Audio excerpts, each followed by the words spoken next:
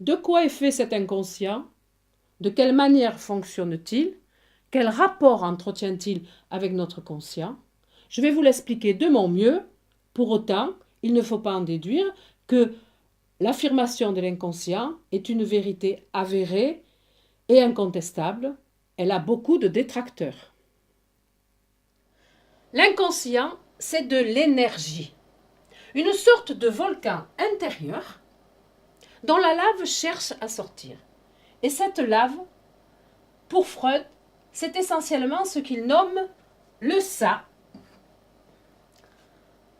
Le ça, ce sont nos pulsions, nos désirs, nos instincts. Rappelons-nous, ils sont inconscients. Ils sont si terribles qu'ils sont inconscients, parce que nous ne les supporterions pas au niveau conscient. Nous ne supporterions pas d'en avoir conscience. Qui supporterait d'avoir en permanence à la conscience le fait qu'il a des instincts pédophiles ou des instincts de tueur en série? Aucun de nous. Ces désirs, ce ça, aussi insupportable, inadmissible moralement qu'il soit, c'est de l'énergie. C'est l'énergie vitale. C'est ce qui fait que nous sommes vivants, que nous choisissons, que nous agissons. Sans ces pulsions, nous ne mangerions pas, nous ne draguerions pas, nous ne nous lèverions pas le matin pour aller au travail. Pour autant, faut-il réaliser toutes ces pulsions? Non, répond le surmoi, qui est la seconde force à l'œuvre dans notre inconscient. C'est une énergie antagoniste à celle du ça. Il est fait de la morale, des interdits sociaux qui nous ont été transmis par l'éducation, par nos parents, que nous avons intégrés et qui sont donc devenus en grande partie inconscients. Le surmoi va mettre une barrière à la réalisation de tous les désirs du ça. Vous avez probablement voulu tuer votre petit frère à la naissance parce qu'il prenait votre place. Mais vous ne l'avez jamais su. Ce désir, cette pulsion, est restée inconsciente. Et elle est restée inconsciente parce que le surmoi a fait barrage, parce que vous aviez une idée du bien et du mal, parce que vous aimiez aussi par ailleurs votre petit frère.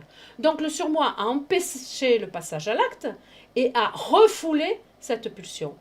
La notion de refoulement est une notion essentielle dans la théorie de l'inconscient freudien. Avec le ça et le surmoi, la troisième instance de notre psychisme pour Freud, c'est le moi. Le moi, c'est ce que nous sommes. Il est essentiellement conscient. Et c'est le résultat de la bagarre entre le ça et le surmoi, entre nos pulsions et nos règles morales. Lorsque cette bagarre est trop violente, lorsqu'à l'intérieur de notre inconscient, les tensions entre la morale et les pulsions sont trop fortes, à ce moment-là, il y a souffrance et on voit apparaître les névroses ou les psychoses. Au cours de cette guerre, le ça va employer des stratagèmes, des ruses pour passer la barrière du surmoi. Par exemple, il va se déguiser, se travestir. Ainsi, nos lapsus, nos rêves, nos actes manqués sont pour Freud l'expression symbolique de nos désirs insatisfaits. Vous rêvez que vous êtes poursuivi par un chien ou par un loup. Pour Freud, le chien, le loup sont des images paternelles.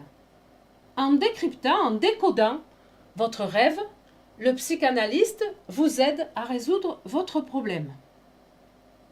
Mais la meilleure façon de gérer cette guerre terrible que se livrent le ça et le surmoi dans votre inconscient, c'est d'arriver à trouver une stratégie qui puisse satisfaire les deux parties.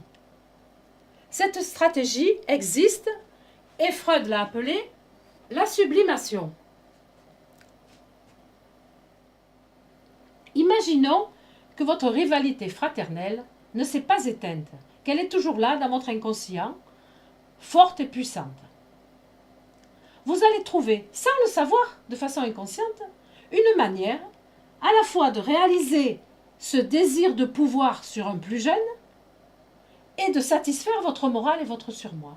Par exemple, vous choisirez le métier d'éducateur et serez toute votre vie un excellent éducateur. Grâce à la sublimation, nous allons donc valoriser les énergies de nos pulsions. Nous allons les utiliser dans un bon sens. Elles vont nous servir à faire nos choix, comme le choix d'un métier, le choix d'un conjoint, le choix de nos engagements.